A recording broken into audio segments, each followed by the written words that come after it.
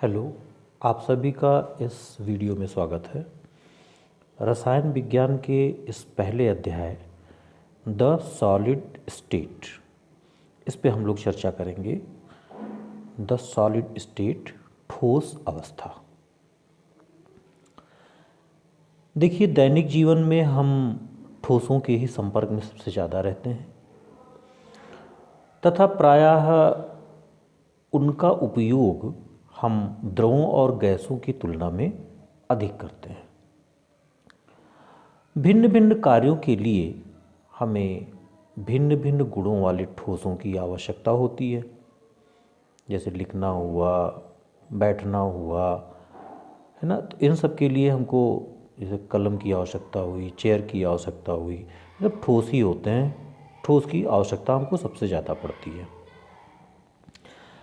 ये गुण उन ठोसों के अवयवी कणों की प्रकृति और उनके मध्य लगने वाले आकर्षण बलों पर निर्भर करते हैं।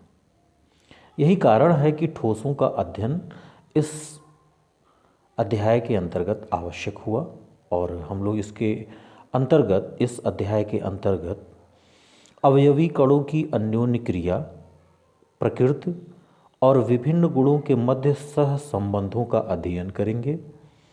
रचनात्मक अपूर्णताओं तथा अपद्रव्यों की उपयुक्त मात्रा की उपस्थिति में ये गुण किस प्रकार से परिवर्तित हो जाते हैं, इसका भी अध्ययन हम इस अध्याय में करेंगे। आइए इसके चैप्टर को आगे बढ़ाते हुए हम लोग जानते हैं कि ठोस अवस्था के सामान्य अभिलक्षण क्या होते हैं। ठोस अवस्था के सामान्य अभिलक्षण, general characteristics of the solid state. देखिए, आप जानते हैं कि सामान्य रूप से पदार्थ, जिसको आप क्या कहते हैं, द्रव्य या पदार्थ, मैटर। इससे आप मैटर से सारे लोग परिचित हैं। मैटर क्या होता है? जो स्थान घेरता हो, जिसमें भार होता हो, है ना, जिसको हम छू सकते हैं, जिसको हम अपने इंद्रियों द्वारा ज्ञान प्राप्त कर सकते हैं कि ये वो चीज़ है, वो सारी चीज़ें क्या कहलाती हैं? द्रव्य कहलाती हैं, मैटर कहलाती हैं। सामान्य रूप से इसे हम 3 अवस्थाओं में जानते हैं। इसे भी आप लोग पहले से ही जानते हैं, पिछली कक्षाओं में आप लोग इसको जानते हैं। ये क्या क्या होते हैं? ये तीनों अवस्थाएं आपके ठोस, सॉलिड है आपका, ठोस है, दूसरा है आपका द्रव, और तीसरी अवस्था है आपकी गैस। तो इसमें हमको इन दोनों अवस्थाओं के बारे में उतना अध्ययन नहीं करना है। इस अध्याय में हमें केवल ठोसों की अवस्थाओं के बारे में अध्ययन करना है कि ठोस अवस्था में क्या होता है, इनके बारे में किस तरह से अणुओं की संरचनाओं का अध्ययन करना इस अध्याय के लिए मुख्य चीज़ है। तो ये जानते हैं कि जो ठोस अवस्था है, ये ताप और दाब की दी गई निश्चित परिस्थितियों में किसी पदार्थ की इनमें से कौन सी अवस्था अधिक अस्थायी है, यह 2 विरोधी कारकों पर निर्भर करता है। कौन कौन से ये दोनों विरोधी कारक हैं? एक है आपका अंतराणविक बल। अंतराणविक बल, जिसको हम कहते हैं इंटरमॉलिक्यूलर फोर्स। ठोस के, आप जानते हैं कि कोई भी ठोस होगा वो अणुओं से मिलकर बना होगा, तमाम उसमें अणु होंगे। इन अणुओं, जैसे मान लीजिए कि ये सब आपके अणु हैं, इन अणुओं के बीच लगने वाला एक बल कार्य करता है जो इसको आकार में बांधे रहता है। इसको हम क्या कहते हैं? अंतराणविक बल। और इसके विपरीत ऊष्मीय ऊर्जा, थर्मल एनर्जी। ये थर्मल एनर्जी क्या है? ये दोनों 2 विरोधी कारक हैं। थर्मल एनर्जी से संबंधित ये प्रभाव जो होता है ये अणुओं को क्या करता है, पृथक करने की प्रवृत्ति रखता है, इनको दूर करने की प्रवृत्ति रखता है। तो इसीलिए ये कहा गया कि दो विरोधी बल, एक अंतराणविक बल जो अणुओं को समीप रखता है, इसको सम्मिलित प्रभाव ने समीप अणुओं को समीप लाने का प्रभाव देता है, और दूसरा है आपका ऊष्मीय ऊर्जा, ये अणुओं में अलगाव उत्पन्न करता है। अब देखिए, जैसे ये कह सकते हैं हम कि अंतराणविक बलों की जो प्रकृति है, जो प्रवृत्ति है, वो अणुओं या परमाणुओं या आयनों, इनको क्या करता है, समीप रखने की होती है। जबकि ऊष्मीय ऊर्जा की प्रवृत्ति जो होती है ये उन्हें तीव्रगामी बनाकर, ऊर्जा है तो काइनेटिक एनर्जी के कारण उनका वेग होगा, और जब वेग है तो वेग के कारण वे एक दूसरे से दूर हटेंगे, तो दूर हटने के कारण उसमें अलगाव होगा, मतलब तीव्रगामी बनकर ये पृथक रखने की होती है। पर्याप्त निम्न तापमान पर ऊष्मीय ऊर्जा निम्न होती है और अंतराणविक बल उन्हें इतना समीप कर देता है कि वे एक दूसरे के साथ अनुलग्नित जुड़ करके एक निश्चित स्थितियां अध्यासित करती हैं। ये अब भी अपने माध्य स्थिति, अपने मीन पोजीशन के चारों ओर कंपन कर सकते हैं, और पदार्थ ये ठोस अवस्था सॉलिड स्टेट में पहुंच जाता है। ये इसका सॉलिड स्टेट हुआ। तो मुख्य रूप से इसमें क्या हुआ, अंतराणविक बल हुए और ऊष्मीय ऊर्जा हुई। अंतराणविक बल इसको एक साथ एकजुट करने में, और जो ऊष्मीय ऊर्जा है इसको अलग करने में, ये विरोधी बल होते हैं। अब हम लोग जानेंगे कि सॉलिड स्टेट जो ठोस अवस्था है इसकी कुछ अभिलाक्षणिक गुण हैं। ये अभिलाक्षणिक गुणों के बारे में पहले थोड़ा सा जानकारी प्राप्त करते हैं, अध्ययन करते हैं। देखिए, पहला है आपका कि द्रव्यमान, आयतन तथा आकार ये निश्चित होता है। सॉलिड के क्या होते हैं, इनका द्रव्यमान होता है, इनका आयतन होता है, इनका आकार होता है, और ये सब क्या होते हैं, ये निश्चित होते हैं। दूसरा है, अभी हम लोगों ने अंतराणविक बलों के बारे में बात किया, तो तीन अवस्थाएं आपने जानी, ठोस, द्रव और गैस। तो ये अंतराणविक बल सबसे प्रबल किस में होते हैं, ये ठोस में होते हैं। ठोस अवस्थाओं की अंतराणविक बल सबसे ज़्यादा लगती है। तो जब बल ज़्यादा लगेगा तो उन अणुओं के बीच की दूरी क्या हो जाएगी, कम हो जाएगी। इसलिए अंतराणविक जो दूरियां होती हैं ये इसकी लघु होती हैं, बहुत कम हो जाती हैं।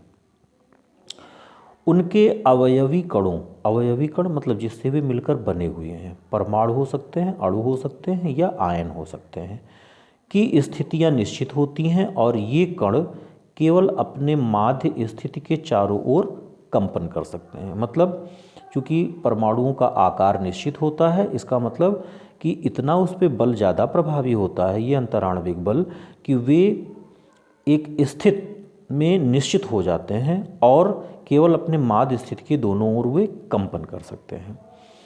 वे असंपीड्य, ये पांचवा होगा आपका, वे असंपीड्य, इनकम्प्रेसिबल तथा कठोर होते हैं और हार्ड होते हैं। इनको हम दबा नहीं सकते हैं, और जब दबा नहीं सकते हैं तो इसका मतलब वो कठोर हो गए, वो हार्ड हो गए, तो वो कठोर होते हैं। तो ये थे आपके ठोस अवस्था के कुछ अभिलाक्षणिक गुणधर्म।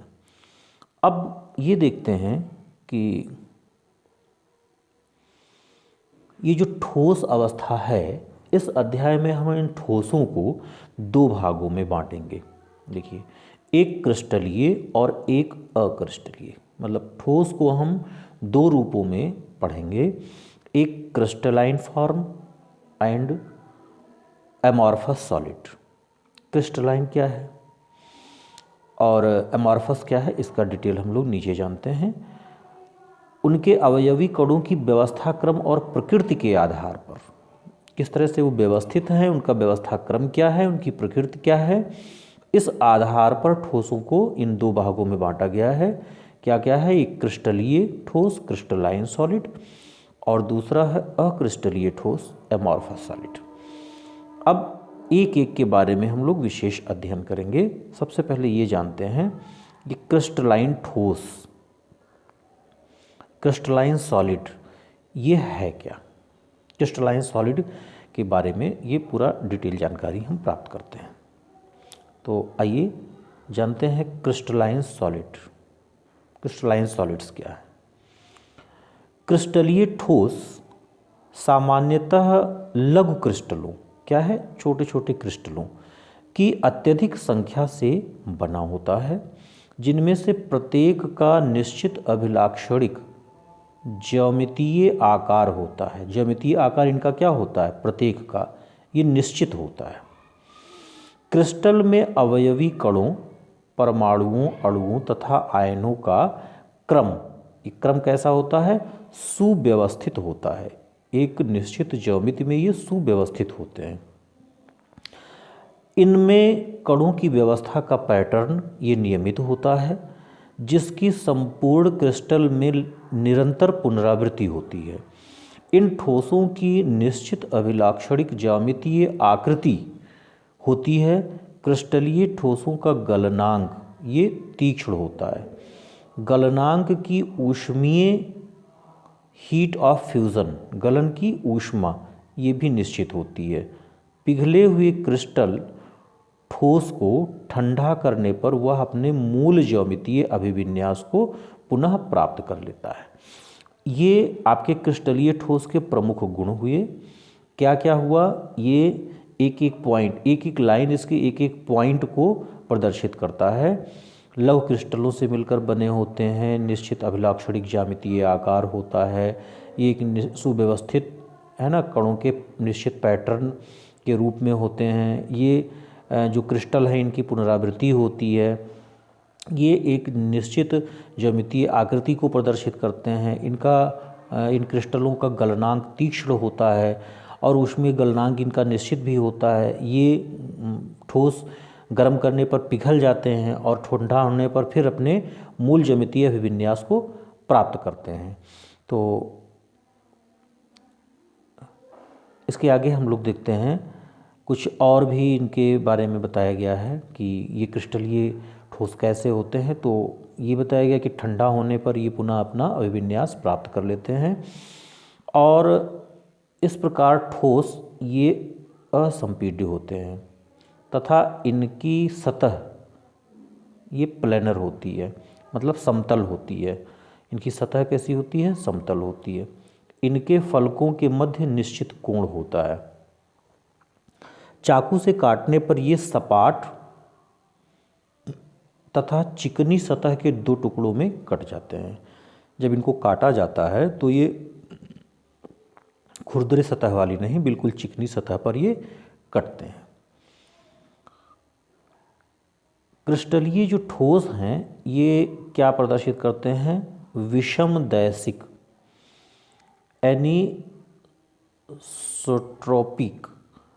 एनिसोट्रोपिक ये होते हैं क्या? विषम दैशिक। विषम दैशिक क्या हैं?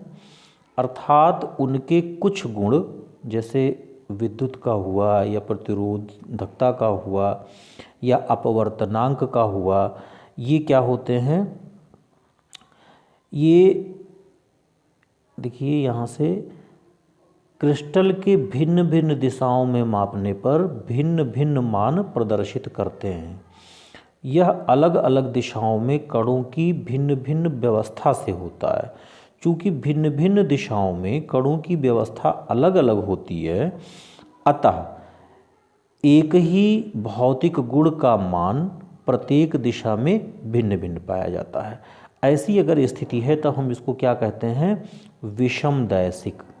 मतलब एक ही भौतिक गुण एक दिशा से हम देखेंगे तो दूसरी तरह से और दूसरी दिशा से देखेंगे तो ये दूसरी तरह से हमको नज़र आता है। अब आइए एक इस पर ये फिगर है, ये आपको बताते हैं। देखिए, जैसे इस फिगर में आप देखिए कि यहाँ आपको बड़े बड़े अणु दिखाई दे रहे हैं, इसके बाद ये छोटे छोटे अणु दिखाई दे रहे हैं। थोड़ा ध्यान से देखिए तो ये चार बड़े अणुओं के बीच में एक छोटा अणु आपको दिखाई दे रहा है। कब? जब हम इस क्रिस्टल को इस AB के फॉर्म में काट रहे हैं, इस तरह से काटा जा रहा है तो हमको इस तरह से ये नज़र आ रहा है। अब अगर हम इसको सीडी के फॉर्म में काट देते हैं तो सीडी के फॉर्म में काटने पर हमको क्या नज़र आ रहा है, आप देखिए कि एक बड़ा है, फिर इसके मध्य में एक छोटा, फिर एक बड़ा है, फिर इसके मध्य में एक छोटा, फिर एक बड़ा अणु है, फिर इसके मध्य में एक छोटा है। तो इस तरह से ये हमको संरचना दिखाई देती है। तो क्रिस्टलों में ये विषम दैशिकता ये भिन्न भिन्न दिशाओं में कणों की भिन्न भिन्न अवस्थाओं से प्राप्त होता है। भिन्न भिन्न दिशाओं में भिन्न भिन्न अवस्थाओं से ये प्राप्त होता है।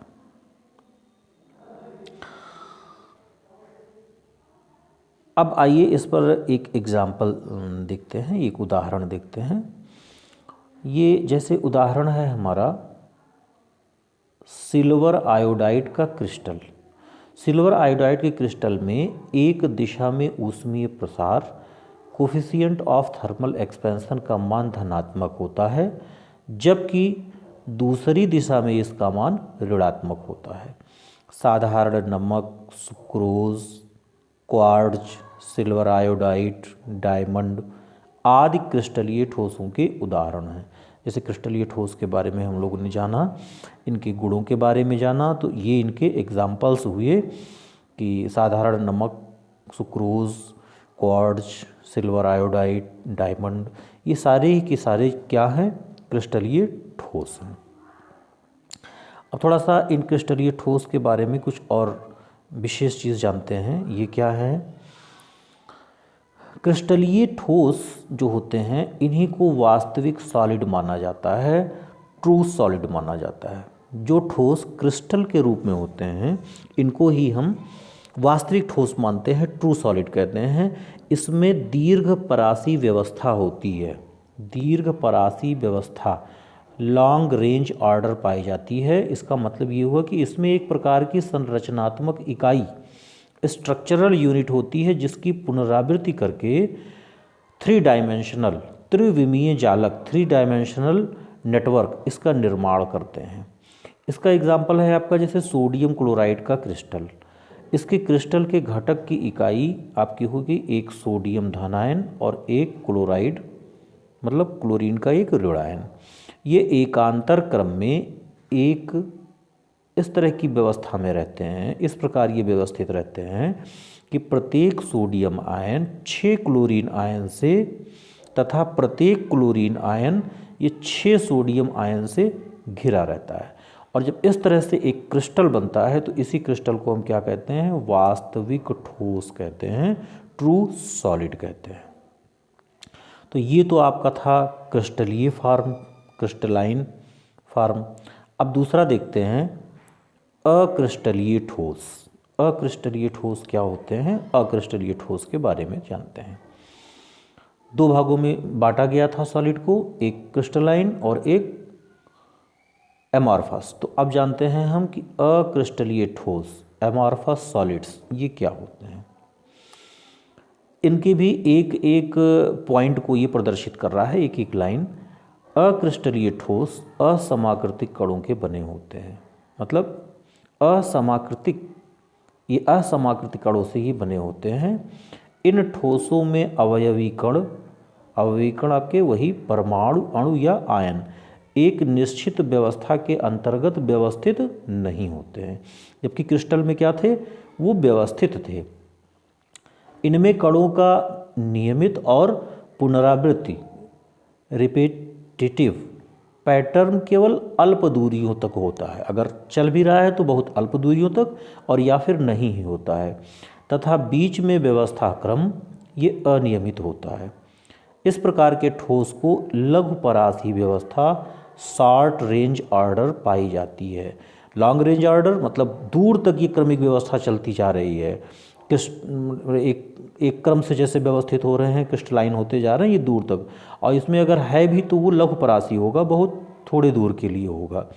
इन ठोसों की ज्योमेतीय आकृति ये निश्चित नहीं होती है। इन ठोसों के गलनांक तथा गलन की ऊष्मा भी तीक्ष्ण नहीं होती है। ये ताप के एक निश्चित परास पर नरम हो जाते हैं और गलकर सांचे में ढल जाते हैं। मतलब इनका गलनांक कम होता है और इनके गलनांक का परास भी कम होता है, और जैसे ही ये टेम्परेचर पाते हैं वैसे ही ये गल जाते हैं। ये गल करके एक सांचे में इनको पुनः ढाला जा सकता है। इसी कारण इनमें विभिन्न आकृतियाँ या इनसे विभिन्न आकृतियाँ ये हम बना सकते हैं, क्योंकि जैसे ही कम टेम्परेचर पर हम ये देते हैं ये एक निश्चित ताप परास पर नरम हो जाते हैं और गलकर सांचे में ढाले जा सकते हैं। इस प्रकार इनसे विभिन्न आकृतियाँ बनाई जा सकती हैं। गर्म करने पर किसी एक तापमान पर वे क्रिस्टलीय बन जाते हैं। मान लीजिए कि अगर उनको हम गर्म करते हैं तो गर्म करने पर एक तापमान पर वे क्रिस्टल के रूप में भी बन सकते हैं। क्रिस्टलीकरण के कारण प्राचीन समय में कांच की कुछ वस्तुओं की सदृशता में दूधियापन पाया जाता था। मतलब कांच की जो पुरानी चीज़ें बनाई गई थी, कुछ डेकोरेशन के या अन्य चीज़ें, तो कुछ इसमें क्रिस्टलाइन फार्म आ जाता था और इसी क्रिस्टलाइन फार्म के कारण उसमें दूधियापन पाया जाता था। ये क्रिस्टलीकरण लेते समय तथा कांच के दिन में गर्म और रात में ठंडा होने के कारण होता है।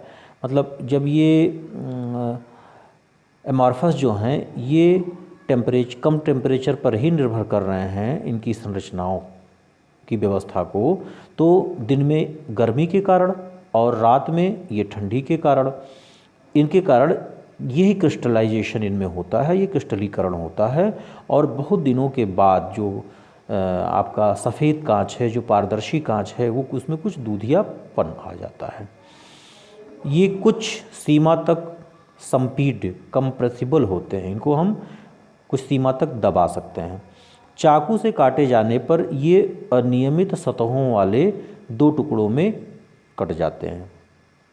अक्रिस्टलीय ठोस समदैशिक आइसोट्रॉपिक होते हैं।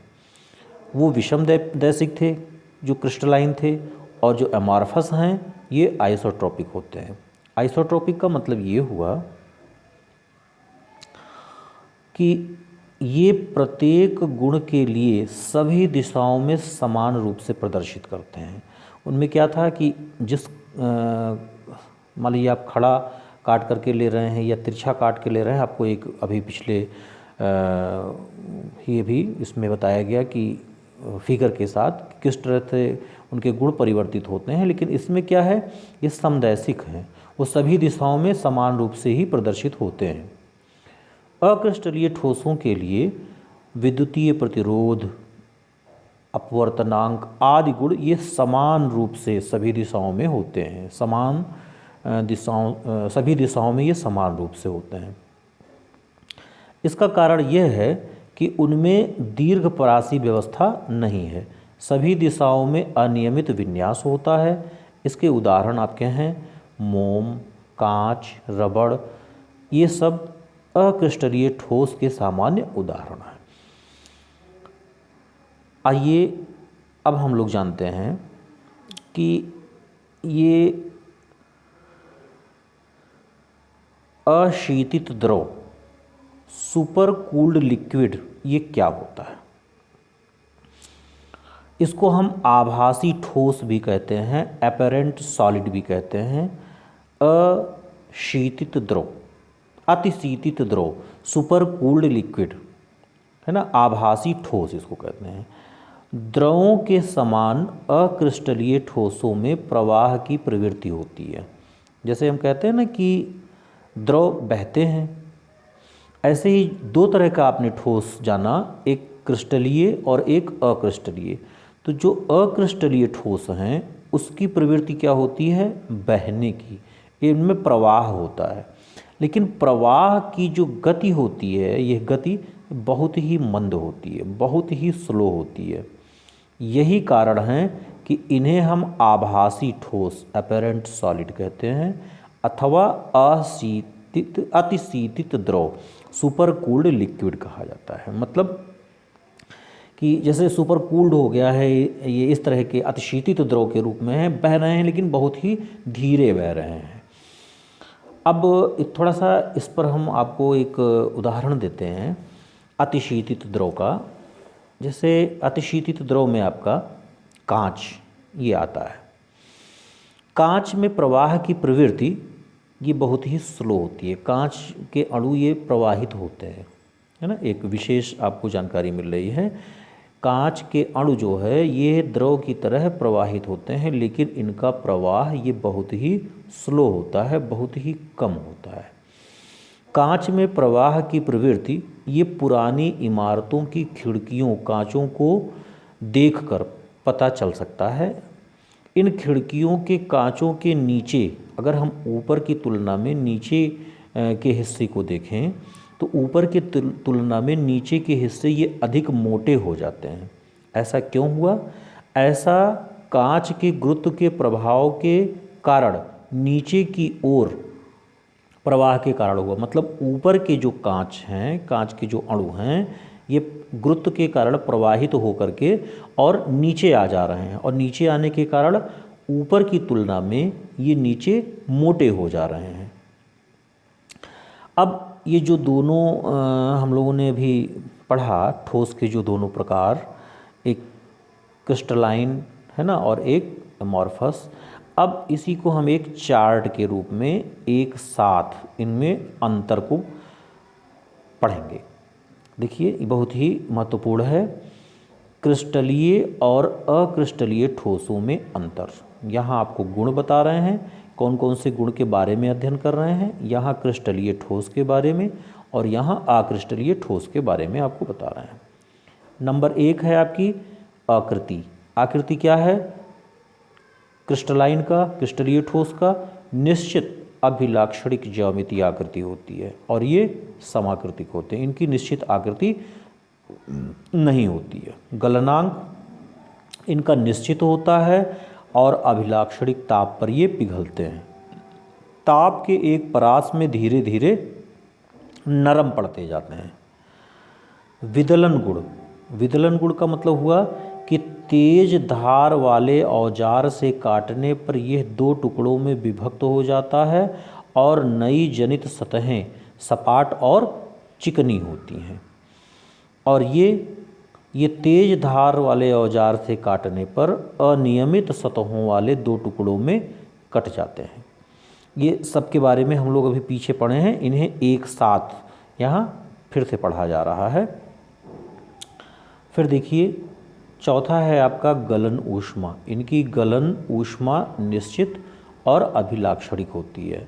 इनकी गलन ऊष्मा ये निश्चित नहीं होती है। दैशिकता, जो क्रिस्टलाइन हैं ये विषमदैशिक हैं और जो एमॉर्फस हैं वो समदैशिक हैं। छठा है प्रकृति। ये वास्तविक ठोस कहलाते हैं, ये आभासी ठोस कहलाते हैं और इसी को हम अतिशीतित द्रव भी कहते हैं। सातवां है अवयवी कणों की व्यवस्था में क्रम। ये दीर्घपरासी होते हैं। कौन से? क्रिस्टल, क्रिस्टलीय जो फॉर्म हैं ठोस के ये दीर्घपरासी हैं, और ये अक्रिस्टलीय यह केवल लघुपरासी हैं। इनको हम एक ये उदाहरण से, एक चित्र के उदाहरण से हम इसको जान सकते हैं। देखिए यहाँ 2 दिखाया गया है, एक ये है और एक दूसरा है बी है। अब इस ए और बी में क्या अंतर है ये देखिए। ए जो है यह क्वार्ट्ज, ये क्रिस्टल को प्रदर्शित कर रहा है।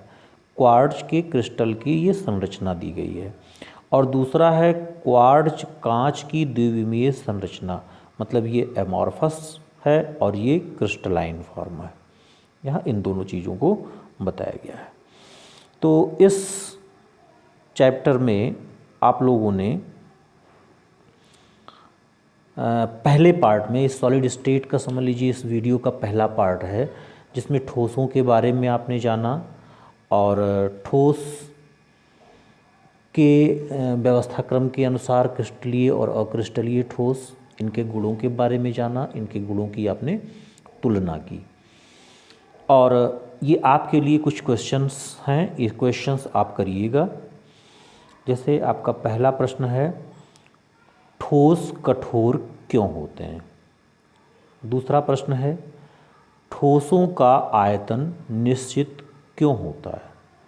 तीसरा प्रश्न है, निम्नलिखित को अक्रिस्टलीय तथा क्रिस्टलीय ठोसों में वर्गीकृत कीजिए। पॉलीयूरिथेन, नैप्थिलीन, बेंजोइक अम्ल, Teflon, potassium nitrate, cellphone, polyvinyl chloride, रेशा कांच और तांबा। चौथा प्रश्न है, कांच को अतिशीतित द्रव क्यों माना जाता है? पांचवा प्रश्न है, एक ठोस के अपवर्तनांक का सभी दिशाओं में समान मान प्रेक्षित होता है। इस ठोस की प्रकृति पर टिप्पणी कीजिए। क्या यह विदलन गुण प्रदर्शित करेगा? देखिए, ये आपको जो ये भी वीडियो आपको दिया गया, इसमें ये क्वेश्चंस आपको स्वयं करने हैं। यदि आपको कोई भी समस्या होती है तो इस प्रश्नों के जवाब हम अगले वीडियो में आपको देंगे। धन्यवाद।